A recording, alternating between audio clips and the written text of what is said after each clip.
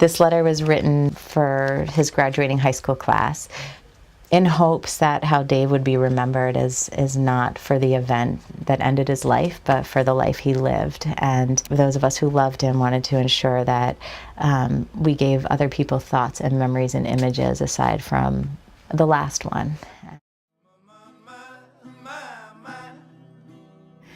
Dave's humor and smarts and willingness to try anything kept him surrounded by friends who basked in his radiance. He was the life of the party, eager to make people laugh and enjoy the night, and always the last one to bed.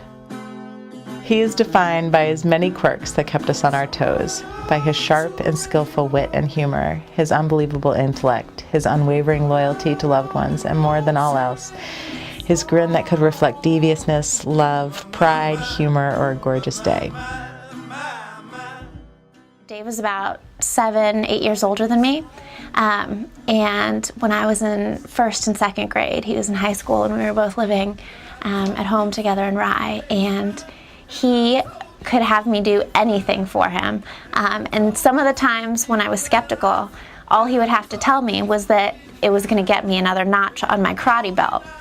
This story is ridiculous for a lot of reasons. One, I didn't even have an actual karate belt. He didn't change the colors at all. He would just keep it all in his head and tell me, you know, this will get you a brown belt. And I didn't even know. So I was like, is that better than a green belt? I like green better than brown, you know.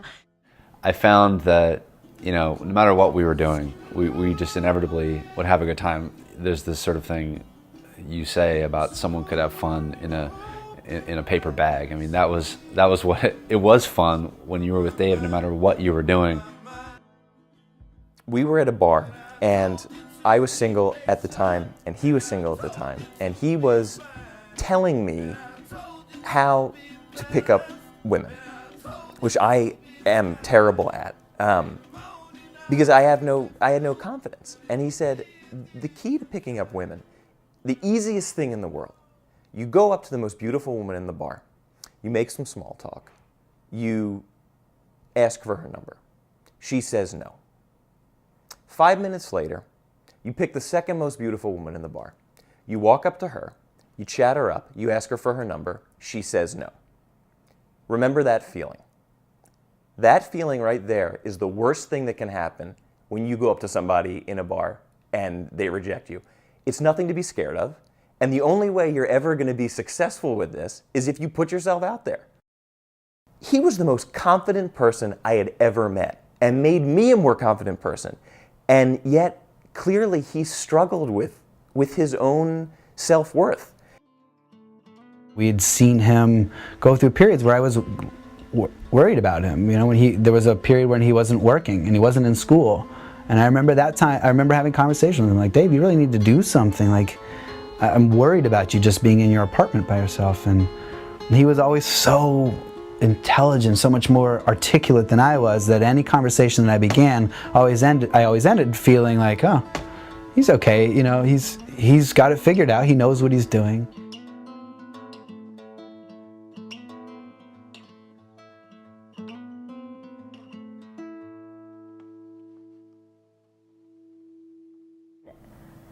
After all this time, you know, finally you come to accept that he chose to take his life.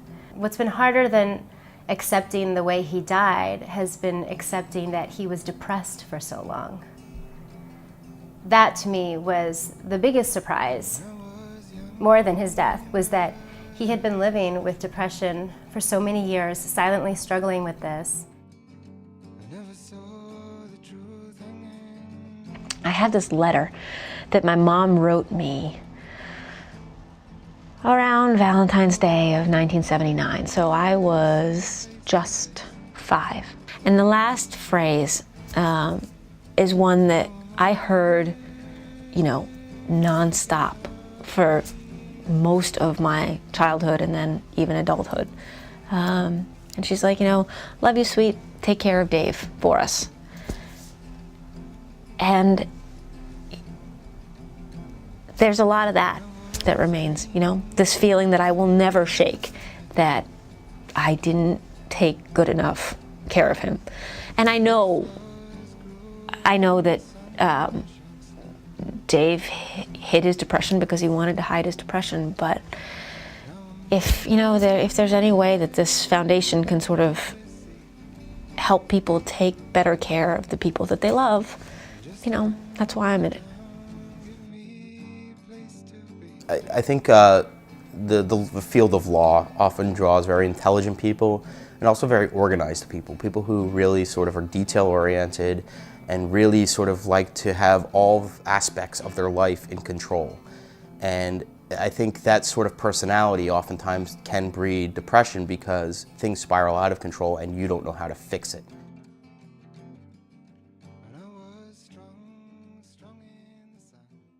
The mission of the Dave Nee Foundation is to educate society, specifically right now law students and lawyers, for people to be aware of the symptoms of depression in themselves and in their friends and family so that they can recognize it and not feel ashamed about seeking treatment. If we can get it at law school and get people to understand that just because you're highly intelligent, just because you're highly successful, that doesn't mean you're immune from this problem. It's a problem that affects everyone, and you need to actually deal with it now rather than let it spiral out of control. Dave was a really generous person, and he cared about people so much, and he would want to help the way we are helping people today. And I hope people leave with that thought and with some nice memories of what a wonderful person our friend Dave was. There is so much more, and hopefully you have your own memories of Dave. A funny story, a time he smiled at you and asked with utmost attention and interest how you were. A time in Wareham staying up until all hours of the morning, an image of him listening intensely to a teacher and founders or secret he took seriously and guarded for you. Maybe you remember him lying peacefully on the grass on the quad, where he inevitably twirled a blade of grass between his teeth with his baseball cap pulled down over his eyes.